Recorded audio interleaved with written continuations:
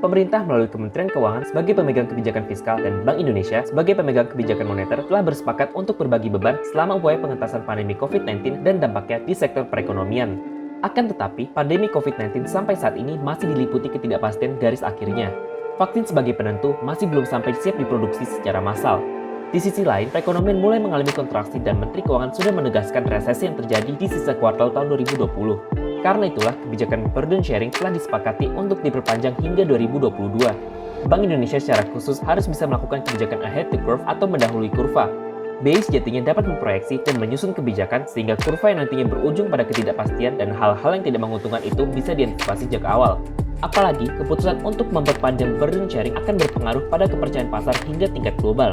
Antisipasi pasar atas kebijakan perpanjangan burden sharing harus dapat diantisipasi balik oleh BI sehingga resiko kontraksi ekonomi yang berlebihan dapat dicegah secara signifikan.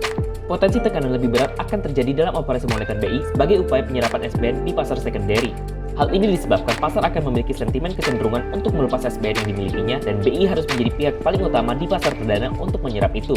Potensi tekanan berat itu harus mampu diantisipasi balik oleh BI sebagai pengambil kebijakan di sektor moneter. Harapannya, antisipasi balik itu memberikan energi positif terhadap pertumbuhan ekonomi Indonesia, baik itu dari sisi menjaga stabilitas nilai tukar dan sisi menjaga stabilitas inflasi.